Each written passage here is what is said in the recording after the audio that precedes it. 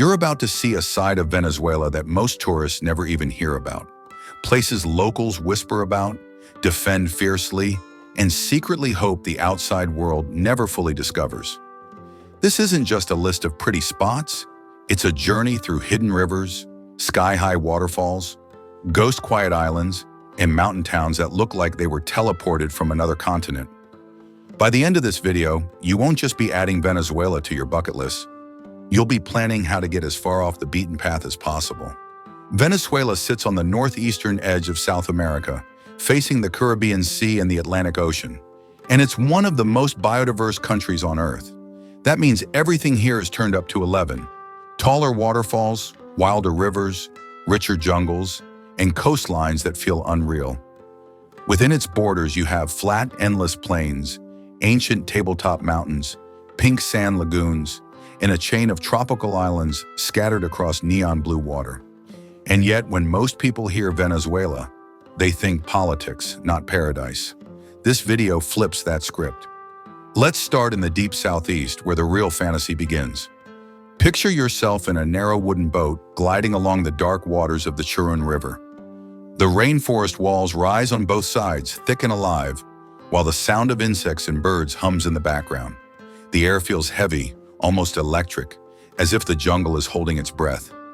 High above, hidden in clouds, a massive stone table, tepui, looms over everything. You can't quite see its top yet, but you feel it. The river you're on was born up there, from rain and streams running off that ancient plateau. Every twist of the current is carrying you closer to one of the most extraordinary sights on Earth. Suddenly, the boat rounds a bend. You look up, and there it is. Angel Falls.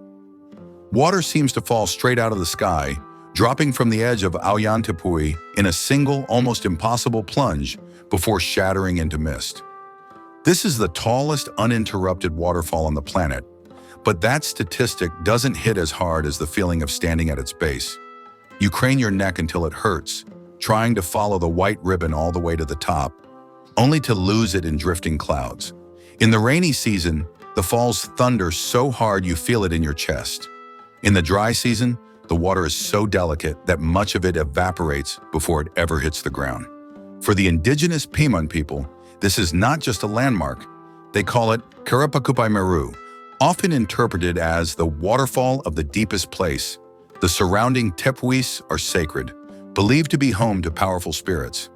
Long before the world called it Angel Falls, indigenous communities lived with this giant in their backyard, weaving it into myths and traditions. The modern name came later, after American pilot Jimmy Angel famously crash-landed his plane on top of tepui in the 1930s, drawing international attention to a place indigenous people had known for ages. That contrast between global discovery and ancient local knowledge sets the tone for much of hidden Venezuela. The landscape that holds Angel Falls is Canaima National Park, a protected area about the size of Belgium, but infinitely wilder. Here the tepuis rise like sunken islands in a stone ocean. Massive tabletop mountains with vertical cliffs and flat, windswept summits. Geologists believe these formations come from some of the oldest exposed rock on the planet. Walking below them feels like moving through the bones of a forgotten world. The plains glow with reddish soil, rivers run tea-colored from tannins, and clouds seem to cling to the cliffs as if they're trying not to leave. This is not a place you casually swing by. You earn it, flight, river, trail, and that's exactly what keeps it special. Hidden within Canaima is another secret you rarely see in guidebooks, the Canaima Lagoon. From a distance, it looks like a calm lake framed by palms and pinkish sand. Then you get closer and realize that several waterfalls are actually feeding into this lagoon, pouring over rocky ledges into a pool that feels almost too perfect to be real. Boats carry you across the water to the base of those falls, where you can slip behind the curtain of water and walk through a natural tunnel carved by time.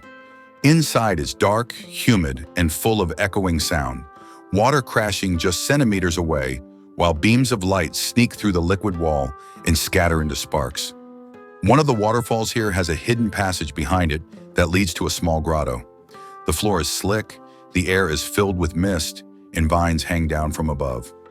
As the afternoon sun hits the falling water at just the right angle, Rainbows appear in the spray, arching over the lagoon and the nearby tepui. For many visitors, this simple moment, standing on a small wooden boat in the lagoon, rainbows above, stone plateaus in the background, is more unforgettable than any postcard shot of Angel Falls itself.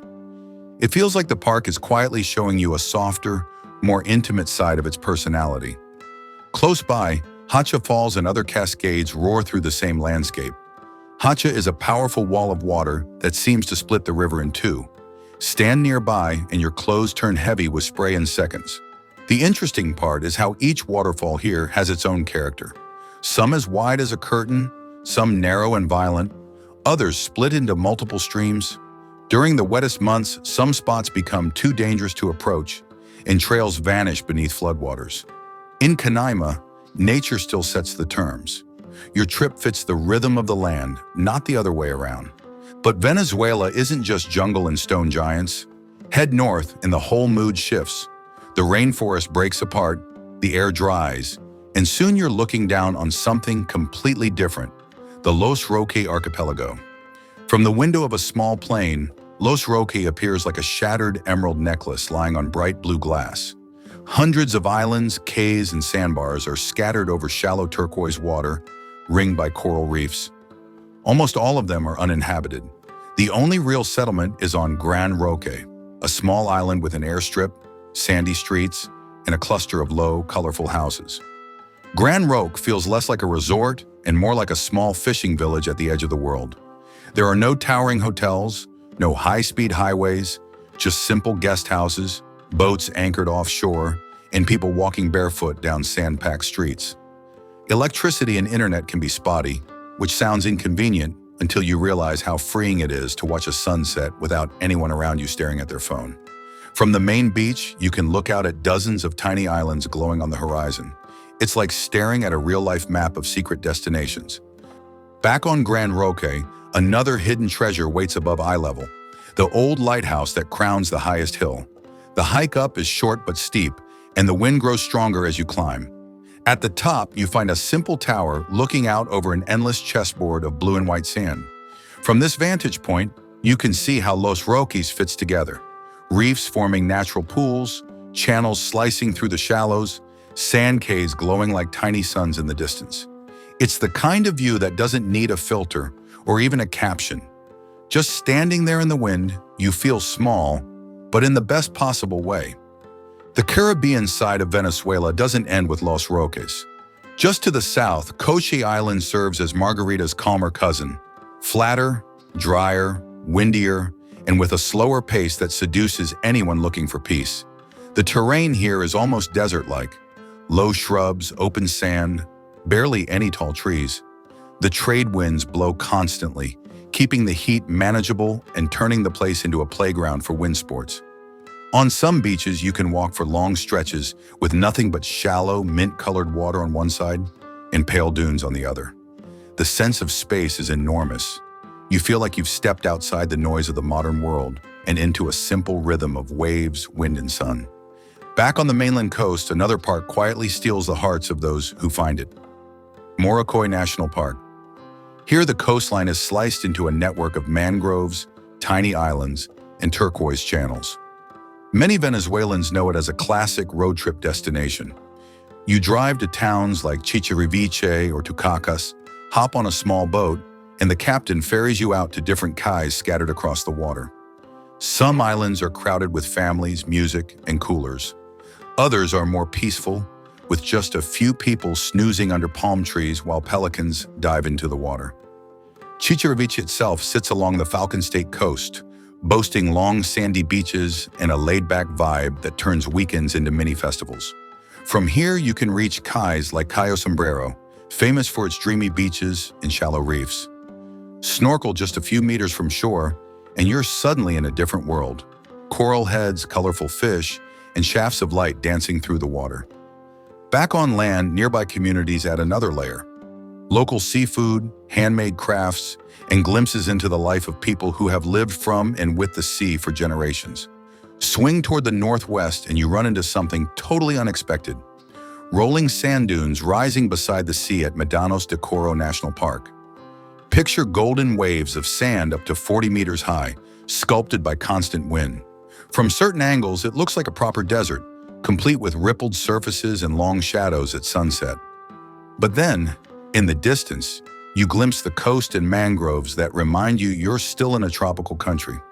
Locals and travelers come here to climb the dunes, watch the sun go down, and sometimes slide down the soft slopes like kids on a giant sandbox. Overnight, the wind erases their footprints, resetting the canvas for the next day. Venezuela's highlands hide a surprise that almost feels like a prank by geography. Colonia Tovar. Drive up from the warmer lowlands, and suddenly the architecture changes. Half-timbered houses, sloping roofs, and flowered balconies appear, looking more like Germany than South America. That's because this town was founded by German settlers in the 19th century, who brought their building styles, food, and traditions with them. For decades, it remained relatively isolated, preserving a distinctly European feel in the middle of the Venezuelan mountains.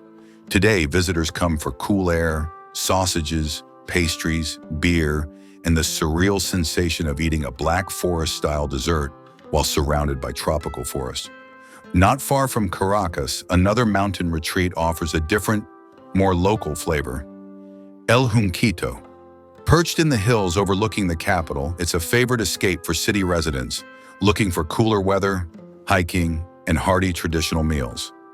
Here, days are about simple pleasures. People walk, breathe in crisp air, and sit in small restaurants enjoying hot chocolate or grilled meats while looking down toward the sprawling city below. It's not exactly a hidden gem in the tourist sense. It's a classic local getaway. But for outsiders, it reveals how Venezuelans themselves recharge and reconnect with nature on weekends.